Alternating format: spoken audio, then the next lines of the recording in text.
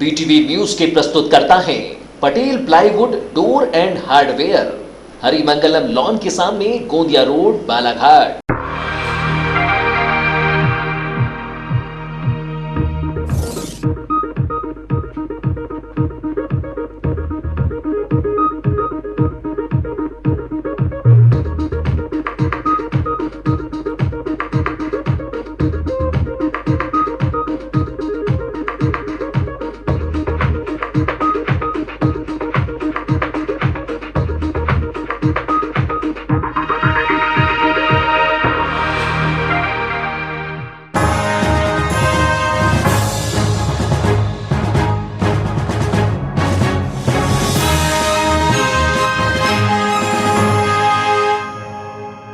नमस्कार, BTV news के इस बुलेटिन में आपका स्वागत है। सबसे पहले आइए एक नजर डालते हैं आज की कुछ खास खबरों पर।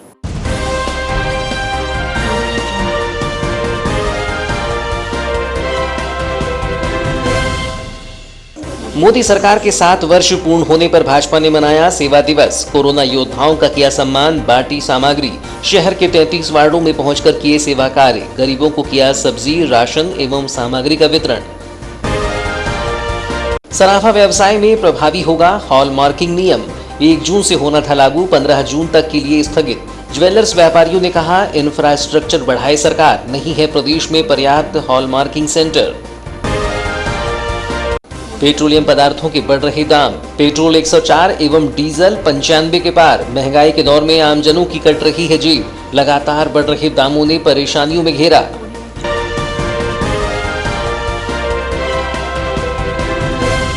और अब समाचार विस्तार से। समाचार के इस बुलेटिन के साथ मैं हूं महेंद्र अमूल्य। मोदी सरकार के 30 मई को 7 साल पूरे हो गए हैं। इस दिन को भाजपा ने सेवा दिवस, सेवा ही संगठन के रूप में मनाया। कोरोना काल में भूमिका निभाने वाले फ्रंटलाइन वर्करों का सम्मान किया गया तथा गरीब और जरूरतमंदों को खाद्य सामान के साथ ही कोविड से बचाव के लिए सामग्री का वितरण किया गया। शहर के 33 वार्डों में भाजपाइयों ने पहुंचकर सब्जियों का वितरण किया तथा जरूरी सामग्री देकर शासन की योजनाओं की जानकारी देते हुए लाभ लेने का आग्रह किया। साथ ही वैक्सीनेशन को लेकर जागरूकता अभियान चलाते हुए सभी से कोरोना महामारी से बचने, वैक्सीनेशन कराने की अपील की। मोदी सरकार के सफलतम 7 साल पर जिला भाजपा संगठन ने इसे सेवा दिवस के रूप में मनाया। पार्टी कार्यकर्ताओं ने इस अवसर पर गरीब और जरूरतमंदों के बीच खाद्य सामग्री, sanitiser, vaporiser machine, face shield, face mask, cap सहित कोरोना से निपटने में काम आने वाली चीजों और आयुष काढ़े का वितरण किया। वहीं कुछ वार्डों में निःशुल्क सब्जियों का वितरण भी किया गया।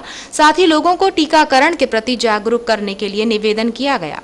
चूंकि कोरोना महामारी के कारण राष्ट्रीय और प्रदेश नेतृत्व के समारोह आयोजित नहीं करने के निर्देश के कारण सभी कार्यकर्ता सेवा कार्य में जुटे हैं। इसलिए सेवा कार्य में शामिल पूर्व मंत्री और विधायक गौरीशंकर बिसेन ने कहा कि आज केंद्र की सत्ता पर नरेंद्र मोदी को काबिज हुए 7 साल पूरे होने जा रहे हैं। प्रधानमंत्री नरेंद्र मोदी ने अपने 7 साल के कार्यकाल में जता दिया कि राजनीतिक इच्छा शक्ति वाली सरकार अपने फैसलों से कैसे राजनीति की दशा और दिशा बदल सकती है। नरेंद्र मोदी सरकार की उपलब्धियों पर नजर डालें तो देश ही नहीं बल्कि दुनिया में भारत का सम्मान बढ़ा है। साथ ही मोदी सरकार द्वारा लिए गए ऐतिहासिक फैसलों को देश हित में बताया। इसी दौरान भाजपा कार्यकर्ताओं नगरीय क्षेत्र के सभी 33 वार्डों में रहवासियों को कोरोना से बचाव के लिए आयुर्वेदिक काढ़ा और मास्क का वितरण किया गया। इस दौरान कोरोना से बचाव का एकमात्र विकल्प वैक्सीन को लेकर कार्यकर्ताओं ने 18+ और 35+ के सभी लोगों से वैक्सीनेशन करवाने की अपील की। सेवा कार्यों की इस कड़ी में भाजपा कार्यकर्ता जिला अस्पताल पहुंचे, जहां भर्ती मरीज और उनके परिजनों को भोजन कराया। वहीं नगरीय क्षेत्र के कालीपुतली चौक, सुभाष चौक और बूढ़ी स्थित आंगनवाड़ी केंद्र में कोरोना संक्रमण काल में फ्रंटलाइन में रहकर कार्य कर रहे नगरपालिका कर्मियों और आंगनवाड़ी कार्यकर्ताओं के सम्मान में कोरोना संक्रमण बचाव की सामग्रियों का वितरण किया। दोनों ही स्थानों पर कर्मियों को vaporiser machine, face shield, mask, sanitiser और कैप का वितरण किया गया ताकि कोरोना संक्रमण के इस दौर में कार्य के दौरान न केवल कोरोना संक्रमण से उनका बचाव हो बल्कि धूप में काम करते वक्त भी राहत महसूस हो सके। इस दौरान भाजपा नेत्री मौसम हरीनखेड़े ने कहा कि मोदी सरकार के 7 साल पूरे हुए हैं। ये 7 साल भारत के लिए गौरवशाली रहे हैं, जिसमें मोदी सरकार द्वारा जनहित में महत्वपूर्ण निर्णय लिए गए और कानून बनाया गया है। उन्होंने कहा कि कोविड काल में फ्रंटलाइन वर्कर्स ने अपनी जान की परवाह न करते हुए सेवा की है। उनकी सेवा का ऋण तो नहीं चुकाया जा सकता, पर सुरक्षा का प्रयास ही हमारा ध्येय है। उन्होंने अपील करते हुए कहा कि हम सभी कोरोना के भीषण संकट से उबरे हैं, केवल नियंत्रण पाया है, इसलिए सभी कोरोना से बचाव की गाइडलाइन का पालन करते हुए टीकाकरण जरूर कराएं। को मनाने के लिए आज पूरे देश भर में भारतीय जनता पार्टी के द्वारा सेवा ही संगठन का कार्यक्रम किया जा रहा है। इस कड़ी में विभिन्न आयोजन किए जा रहे हैं। चूंकि वर्तमान समय में कोरोना के इस भीषण दंश से हम सब जूझ रहे हैं, तो पहली कड़ी में वे तमाम कोरोना योद्धा, चाहे हमारे नगरपालिका के कर्मचारीगण हो, चाहे हमारी आंगनबाड़ी की कार्यकर्ता सहायिका बहनें हो, चाहे पुलिस प्रशासन का महकमा हो, जो फ्रंटलाइन वर्कर्स की जो संज्ञा हमने जिन्हें दी थी, ऐसे कोरोना योद्धाओं को सम्मान स्वरूप भाप लेने की मशीन, सैनिटाइजर, मास्क आदि का वितरण कर उनका सम्मान किया गया। साथ ही कुछ जगह ब्लड डोनेशन कैंप भी आयोजित किए जा रहे हैं। और मैं आज के शुभ अवसर पर यही कहना चाहती हूँ कि हम सब कोरोना के इस भीषण संकट से अभी उभरे नहीं है। कुछ हद तक हमने नियंत्रण पाया है। अभी पहली आवश्यकता यह है कि 18 से ऊपर की आयु के सभी हमारे भाई और बंधुगण बहनें टीकाकरण अवश्य कराएं। उसके पश्चात हम मास्क का इस्तेमाल जरूर करें, सैनिटाइजर का इस्तेमाल करें, सोशल डिस्टेंसिंग करें। सेवा दिवस के रूप में आयोजित कार्यक्रम में दिलीप चौरसिया, सत्यनारायण अग्रवाल, नगर अध्यक्ष सुरजीत सिंह ठाकुर सहित अन्य भाजपा पदाधिकारी और कार्यकर्ता उपस्थित रहे। सोने चांदी खरीदी बिक्री में अब हॉलमार्किंग अनिवार्य होगी। 1 जून से यह नियम लागू होना था, लेकिन इसे 15 जून तक टाल दिया गया है। केंद्र सरकार ने हॉलमार्किंग के बारे में कहा है कि नियम लागू होने के बाद ज्वेलर्स बिना हॉलमार्क के गहने नहीं बेच सकेंगी। इसी बीच ज्वेलर्स कारोबारियों का कहना है कि सरकार इंफ्रास्ट्रक्चर को मजबूत करे, नहीं तो उन्हें परेशानियों का सामना करना पड़ेगा। हॉलमार्क को लेकर सरकार ने व्यवस्था रखी है कि दुकानदार बिना हॉलमार्क के गहने बेचेगा तो उसे 1 लाख रुपए तक का जुर्माना और 5 साल तक की सजा का प्रावधान है। पहले ये 15 जनवरी से लागू होना था। इसके बाद समयावधि 1 जून की गई और अब कोविड की वजह से इसे 15 दिनों के लिए और टाल दिया गया। ज्वेलर्स व्यापारी इसे सही ठहराते हैं, लेकिन उनका मानना है कि ये व्यवस्था लागू होने वाली है, लेकिन सुविधाओं की कमी और अधूरी तैयारी के चलते ये कानून सोने के कारोबारियों के लिए परेशानी का सबब बनेगा। सराफा कारोबारियों ने बताया कि नीति आयोग के नियमों के अनुसार हर जिले में कम से कम 1 हॉलमार्किंग सेंटर होना चाहिए, लेकिन इसके बिना ही सरकार नियम अनिवार्य कर रही है। कानून लागू होने से सोने का कारोबार करने वालों की असुविधा के साथ साथ जोखिम भी बढ़ जाएगा। इसकी विसंगतियों को लेकर हाईकोर्ट में याचिका विचाराधीन है। बताया गया कि नए नियम में गहनों पर हॉलमार्क लगाने वाले सेंटर की बजाय व्यापारी पर शुद्धता की जिम्मेदारी होगी। हॉलमार्किंग को लेकर जो नए नियम हैं, उसके तहत 14, 18 और 22 कैरेट सोने के आभूषणों पर ही हॉलमार्क लगाए जाएंगे। ज्वेलर्स व्यापारियों की चिंता इस बात पर भी है कि मध्य प्रदेश में 15,000 से ज्यादा सोने चांदी की दुकानें हैं और 18 हॉलमार्किंग सेंटर। ये सेंटर भी सिर्फ 6 जिलों इंदौर, भोपाल, रतलाम, जबलपुर, उज्जैन और ग्वालियर में हैं। नियम लागू होने पर इन सेंटरों पर भार बढ़ेगा। ज्वेलर संचालक अजय लूनिया ने बताया कि व्यापारी सरकार के नियमों से पीछे नहीं हट रहे हैं, बल्कि सरकार को इसे लागू करने के पहले आधारित संरचना को मजबूत करना होगा और सेंटर बढ़ाए जाने होंगे, नहीं तो व्यापारियों की परेशानी बढ़ेगी। कि अभी इसको जो माननीय मंत्री जी हैं पीयूष गोयल, उन्होंने आश्वासन दिया है कि 15 जून तक इसे स्थगित कर दिया गया है और 15 जून से इसे लागू किया जाएगा। अच्छा, क्या आदेश है ये, मतलब क्या है इसके बारे में थोड़ा सा विस्तार से बताते हैं। इसमें 1 जून से बिना हॉलमार्क की ज्वेलरी ज्वेलर्स नहीं बेच सकेंगे, ये आदेश था। और 14, 18 और 22 कैरेट की ज्वेलरी को हॉलमार्क होगा। इसमें क्या व्यापारी वर्ग को काफ़ी दिक्कतें भी जाएगी, किस प्रकार की समस्या इसमें आ? देखिए, व्यापारी हॉलमार्क से नहीं भाग रहा है। जो हॉलमार्क के पहले इंफ्रास्ट्रक्चर सरकार को तैयार करना था वो तैयार नहीं हुआ है, इसलिए व्यापारी उसका विरोध कर रहा है। क्योंकि पूरे देश में आज 800-900 हॉलमार्क सेंटर हैं। जैसे कि यदि हमें बालाघाट में हॉलमार्क कराना है तो उसके लिए हमें भोपाल जाना पड़ेगा। इसलिए ये जो परेशानी है कि अगर हम 500 किलोमीटर दूर इतनी महंगी ज्वेलरी को लेकर हॉलमार्क कराने कैसे जा सकते हैं, इसलिए व्यापारी इसका विरोध कर रहा है कि पहले सरकार बेसिक इंफ्रास्ट्रक्चर तैयार कर ले, फिर हॉलमार्क लागू करे। इसमें गहनों में मूल्यों में भी वृद्धि हो सकती है। मूल्यों में वृद्धि बहुत ज़्यादा तो नहीं होगी, थोड़ा बहुत फर्क पड़ सकता है। ठीक है। जहां एक और महंगाई कमर तोड़ रही है, वहीं पेट्रोलियम पदार्थों के दाम भी बेतहाशा बढ़ रही हैं। बीते कुछ महीनों से पेट्रोल के दाम 100 पर आकर टिक गए थे, जिसमें अब और बढ़ोतरी दर्ज की जा रही है। बालाघाट जिले में 104 रुपये 23 पैसे पेट्रोल बिक रहा है तथा उसके पीछे पीछे डीजल की कीमतें भी 95 रुपये से अधिक हो गई हैं। चरणबद्ध तरीके से चले आ रहे लॉकडाउन कोरोना कर्फ्यू के बीच पेट्रोलियम पदार्थों की मांग में गिरावट आई है, लेकिन मूल्य वृद्धि अब भी जारी है।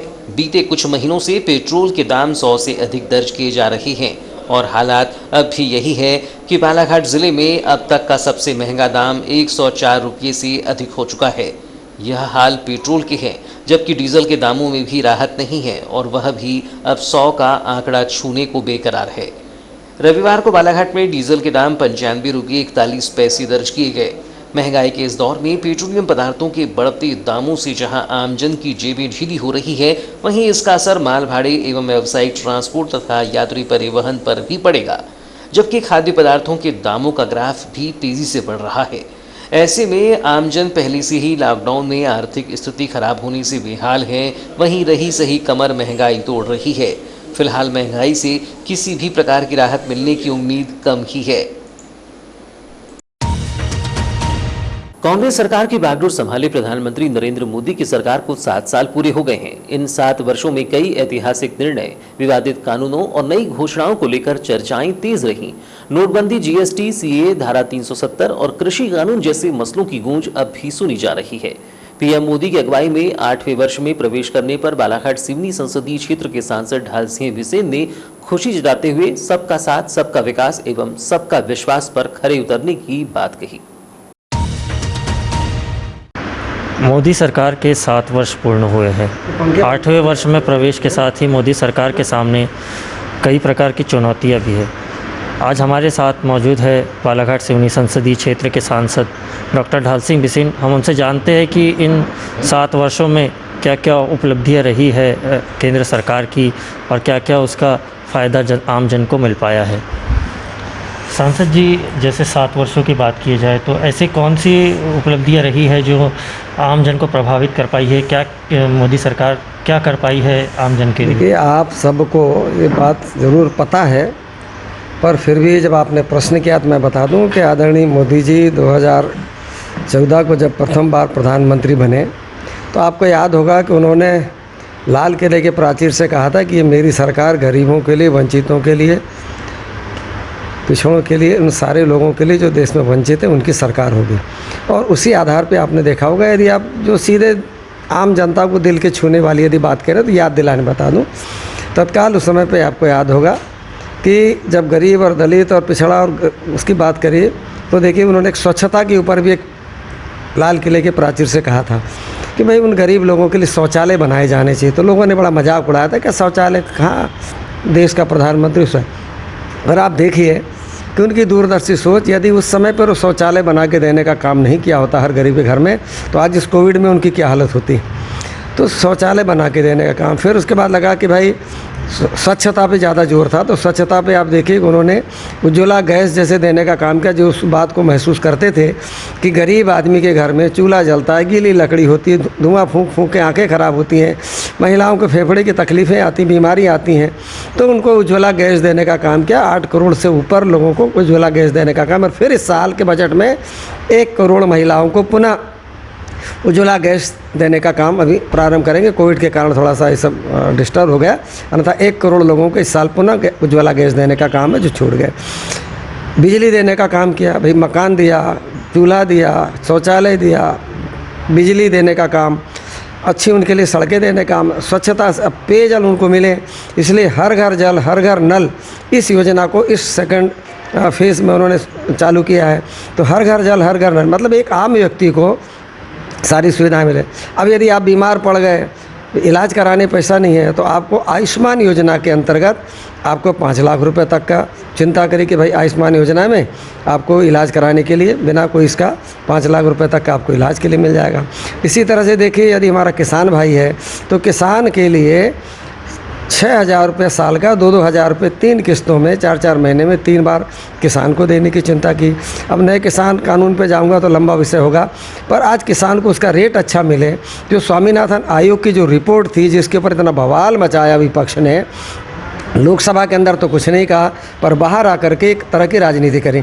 आप बताइए कि उस 3 कानूनों के अंतर्गत किसान को स्वतंत्रता दी, मंडी से उनको निजात दी, मंडी भी चलेगी, बाहर भी आप दे सकते हैं, चाहे वो व्यापारी हो चाहे किसान हो, कॉन्ट्रैक्ट फार्मिंग कर सकते हैं, आपकी जहाँ रुचि वहाँ ले जाके बेच सकते हैं। एक निर्णय है। इस बीच में CA NRC का मुद्दा हो जी। या कृषि कानूनों का मुद्दा हो, ये भी विरोधाभास रहा है। इसको लेकर कई आंदोलन हो चुके यही हैं। तो यही कह रहा हूँ, यही एक बात है। अब आपको ये लगेगा कि कृषि कानून बना है, मुझे बताइए कॉन्ट्रैक्ट फार्मिंग क्या हमारे किसान वर्षों से नहीं कर रहे हैं? पर वो इलीगल है। आप देखिए इलीगल है। क्या है कि मेरे पास मान लो 50 एकड़ ज़मीन है, मैं खुद खेती नहीं कर रहा हूँ और मैंने खंडेलवाल जी को मैंने 50 एकड़ खेत ठेके पे दे दिया, पर उस ठेके पे उस ज़मीन पे पैदा किया हुए माल को वो बेच नहीं सकते। पर यदि कल मेरे साथ एग्रीमेंट हो गया तो वो मैंने 50 एकड़ ज़मीन उनको दे दी, उस पर खेती करके सीधा माल अपने बेच सकते हैं, कहीं भी ले जाके बेच सकते हैं, जो चाहे वो पैदा कर सकते हैं। तो कॉन्ट्रैक्ट फार्मिंग में किसान और उसका है। दूसरा ट्रांसपोर्टेशन का क्या कि दूसरे स्टेट में जाके बेच सकते हैं, देश में बेच सकते हैं, विदेश में बेच सकते हैं। ये सब धीरे धीरे इसके इफेक्ट आएंगे, पर ये अनावश्यक विरोध। तो ये थे हमारे साथ सांसद महोदय जो बता रहे थे कि मोदी सरकार के 7 वर्षों की उपलब्धियां क्या है। कई विवादित मुद्दों का, कानूनों का उन्होंने जिक्र किया, कई तरह के फ़ायदे बताए, स्वच्छ भारत अभियान, उज्ज्वला योजना जैसे कई जो है जन उपलब्धि बताई उन्होंने। इसके साथ ही उन्होंने वैक्सीनेशन और अन्य स्वास्थ्य सुविधाओं का जिक्र किया। तो मोदी सरकार के 7 वर्ष जो है बीते हैं, इस बीच में कोरोना काल एक चुनौती के रूप में आया है और आगे की चुनौती किस तरह पार करती है केंद्र सरकार, मोदी सरकार, ये बहुत देखना होगा। तो BTV न्यूज़ के लिए शहबाज खान के साथ मैं कादिर शेख। तो ये थी अब तक की खबरें। नई खबरों के साथ एक बार फिर हम हाजिर होंगे, तब तक के लिए दीजिए इजाज़त। नमस्कार।